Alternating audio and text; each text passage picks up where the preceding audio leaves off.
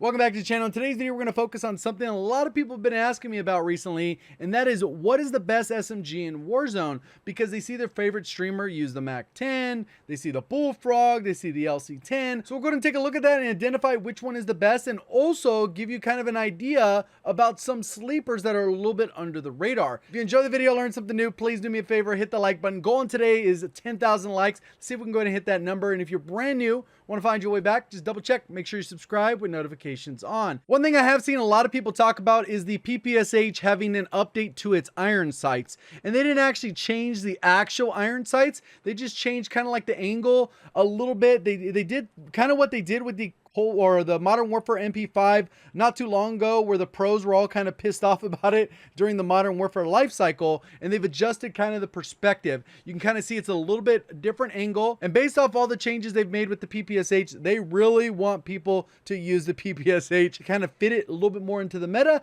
and I think it's kind of found a little bit of a place, especially after this change. But again, certain things are going to come down to preference. Let's look at a few of the other iron sights. So we actually have a few different options here. If you use a blueprint, in some cases you will actually get a little bit cleaner iron sights. The MAC-10 is an example of this. You can see that the base MAC-10, if you didn't get it with the Gallantry blueprint, or there's a few other blueprints that I think give you a little bit cleaner iron sights. And even though it's not a huge difference, we're getting kind of like that similar effect of the Grau, where it just has a clean little iron sight, which makes it really easy to hit your shots, particularly at range. On top of that, we also have the Bullfrog, which it does have relatively clean iron sights, but I hope they end up doing kind of what they did with the PPSH, where they kind of brought that down so we can see that little trident a little bit higher and that little thing that blocks, because if somebody drop shots you and you're using the Bullfrog, sometimes it can be a little bit harder to track them, and when you lose that line of sight, it kind of makes it where you're going to lose that gunfight. We also have the LC-10, which is a very clean gun. I really like this. This is getting that similar effect, even though it's a trident.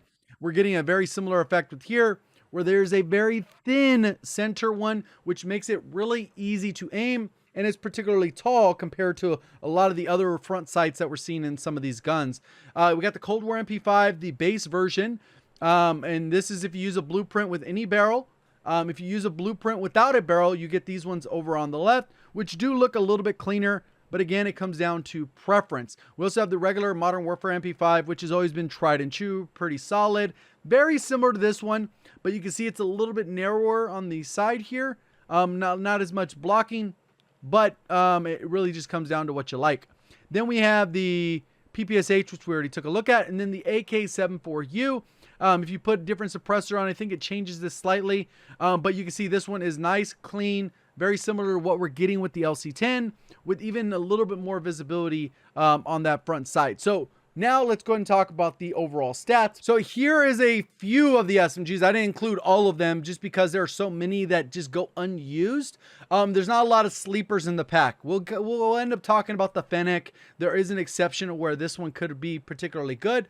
But what we're looking at here is the PPSH, the MAC-10, LC-10, Bullfrog, AK-74U, Cold War MP5, Modern Warfare MP5, and then the Fennec. The vast majority of the list is Cold War weapons because, as we'll see, there's two different elements that are happening here that just lead to those guns being better for the SMG category.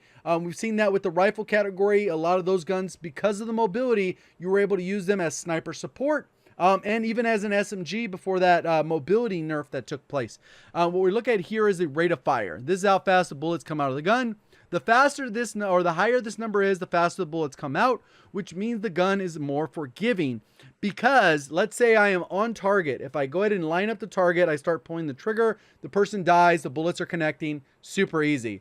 If I'm off target and I fire and I miss and then I adjust, then that delay between those bullets connecting from the misses, the slower that rate of fire, the longer that space is between shots, which can dramatically change the meltiness of the gun, or how fast it can kill. It'll negatively impact that TTK. Versus a gun like the MAC-10, if you miss a couple bullets, like those bullets came out so dang fast that by the time you're back on target, you're already getting those hit markers immediately. So that's one of the reasons why the MAC-10 is so favorable. And the PPSH should be particularly favorable because it has the second highest out of the meta SMGs. Obviously, the Fennec is up here about the same as the MAC-10, but we'll kind of talk about some of the issues with the Fennec as we go a little bit further along. The other advantage that a majority of the Cold War guns have is they aim down sight incredibly fast and they have good mobility. You can see right here the stock PPSH. If we don't modify anything, we're going to end up with 172 millisecond aim down sight. A little bit slower than Mac 10 by like a quarter of a frame, half a frame. LC10 still in the running there. Bullfrog 200, and then the AK-74U. A lot of people have been asking me about this one. Why aren't people using this one? The TTK is just as good. The aim down sight is relatively slow, especially when you start comparing it to the other options. And we're talking about 30 millisecond aim down sight. That a lot of times is a big difference in a gunfight, because it's not just that, it's that on top of the next thing, on top of the next thing, on top of the next thing. And by the time you compounded all these differences, then you end up losing gunfights that you would probably win with a gun that has similar TTK, but the pure fact that you're strafing slower, you're moving slower, your aim down sight slower, your sprint to fire is worse. You know, you got all these variables of what's going to make a good gun and why top players are choosing certain guns over others. We also have the mobility. We can see that the mobility here is kind of more driven towards the PPSH. Mac 10 are pretty solid mobility wise. And this is just the base mobility. Obviously, you can get a little bit faster by stacking all kinds of attachments. Not necessarily the case because everything scales. So if everything increases by 10%, then it's like, well, why show that number when we could just focus on the base one here? And you can see that the Modern Warfare MP5 still hangs a little bit, especially after some of the balance changes. You can see the Fennec is fairly slow. You can see that the AK-74U is a little bit slower than that. Even the Cold War MP5 is a little bit slower movement-wise than the Modern Warfare MP5. So, like, it's so negligible, though. It's 0.03, you know, the movement speed difference there. But the Bullfrog, very slow. It's with the AK-74U. So I think that's why sometimes people won't necessarily use that one. But the trade-off is you get a nice big old ammo capacity of 50 bullets by default, so you can get an extra attachment to maybe increase your movement or increase your ADS speed even further to get a little bit closer to PPSH in the Mac 10. We also have, you can see kind of the LC10 isn't maybe the best point blank, but because of its other stats, it's going to end up performing quite well, especially most particular its range up to 20 meters. It's going to be the most forgiving out of this bunch, even though a gun could kill faster within 15 meters, 9.5 meters, that type of thing. As far as range, LC10 reigns supreme. AK-74U is very close. And then right after that is the PPSH. So the PPSH is kind of leaning towards it should be the best. And as we go through, let's see if anything else changes that up. I've also included these without the open bolt delay. Because that's obviously important, but with an open bolt delay, you would add 50 milliseconds to the Mac 10, the Milano, the Uzi. Those are like the main three that have the open bolt delay on SMGs, and that would raise this up to like 580. But if you're firing nonstop and then you just switch targets without releasing the trigger, the theoretical TTK would be 538. And you can see the PPSH comes in pretty solid there. So it's like, what the heck, you know, it's doing really well. Modern Warfare MP5 still does really good. Cold War MP5 within that 9 meters, straight broken. You're getting some fast TTKs here. The Fennec, I know it's a little bit of a sleeper for some people, and people are like, man, it kills 500 milliseconds. Why is nobody using it? That's where these numbers come in. So we got all the mag sizes. Obviously, with the PPSH, we can go to a 71 round mag, and it's fine. You'll still get a little bit slower aim down sight, but you're still going to be within the range of most of the other SMGs. So it is one of those things that you could add and not be like significantly penalized, especially if you want to have that extra ammo for those gunfights. If you're playing quads, you don't got to worry about getting a reload mid gunfight there.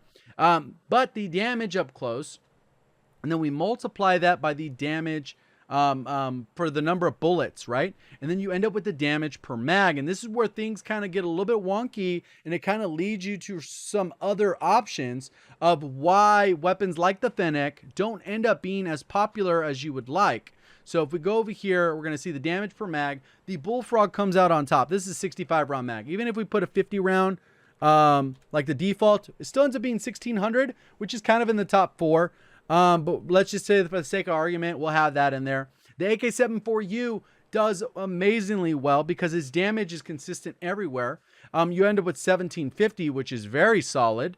Cold War MP5, very good, still only within that 9 meters. So AK-74U, pretty good, but again, keeping in mind that it is slower than the other SMGs. So that's why the AK-740U is a great option, but you can get a little bit out finesse based off movement alone. And then we have the LC-10, pretty solid. PPSH, right in the mix. If we added that one to be a 71, you can see it drops up to like 2,000, which is online with the 65 round mil Bullfrog.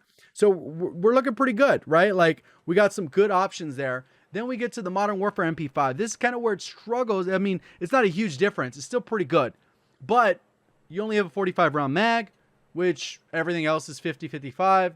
That could be like a difference in some of these gunfights, especially when you're playing quads. Mac 10 performs terribly in this area, and that's why very often you'll see somebody get one person down in a gunfight.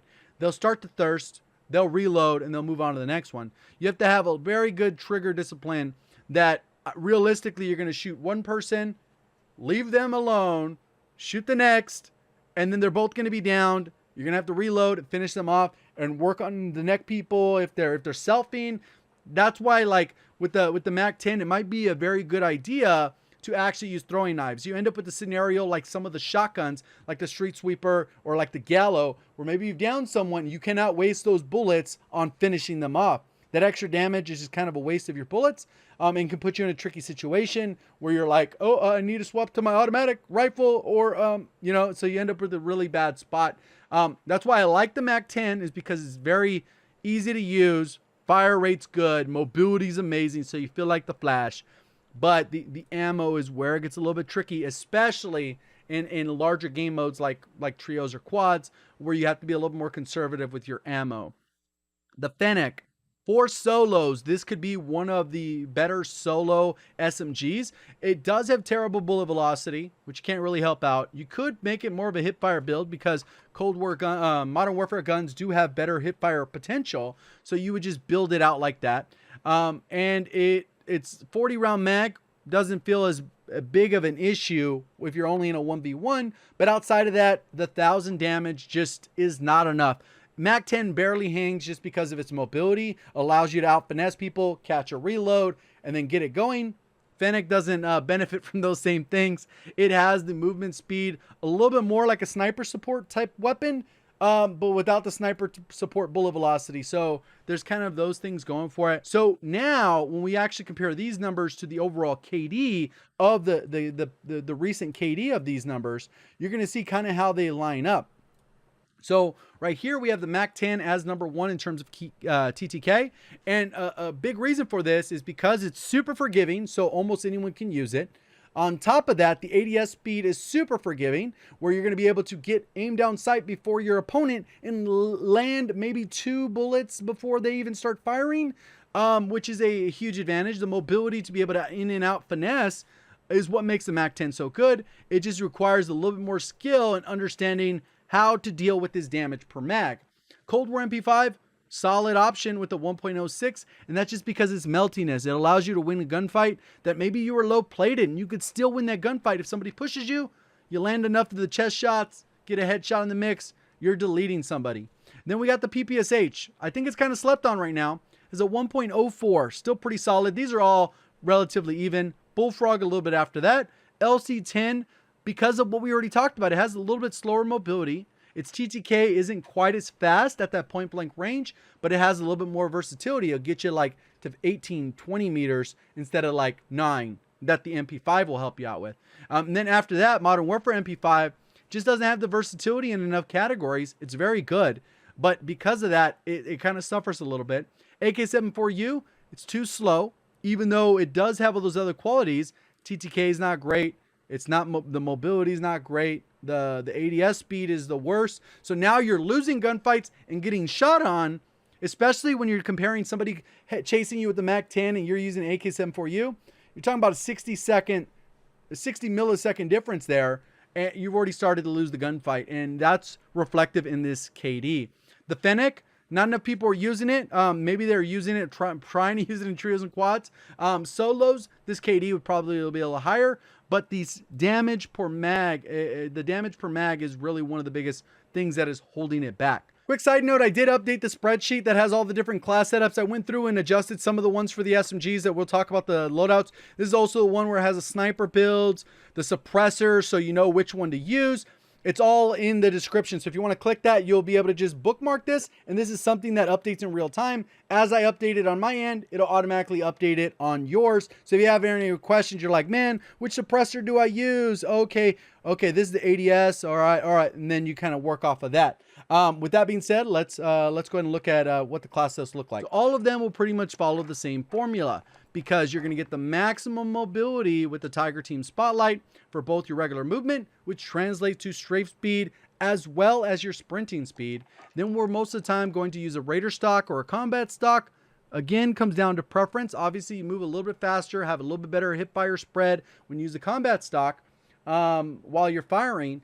But the Raider stock also helps your sprint to fire. So if you're feeling like you're jumping into a gunfight a lot and you care really about sprint to fire, you might want to go with the Raider stock, even though the mobility on the combat stock is slightly better when you're actually firing. So that's kind of how the build would go. You set it up like that. That is how the vast majority of pretty much all the Cold War setups will look, with the exception of the AK-74U, but we already talked about that already having the slow aim down sight. So pretty much all of them will pretty much copy and paste that. If you needed to drop an attachment, so you could have an underbarrel, you can get rid of the Tiger Team Spotlight and put on Field Agent Grip. You can get rid of the Agency Suppressor, put on Field Agent Grip.